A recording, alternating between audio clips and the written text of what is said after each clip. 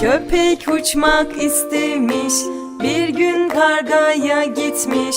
Karga ona anlatmış, bizimki de inanmış.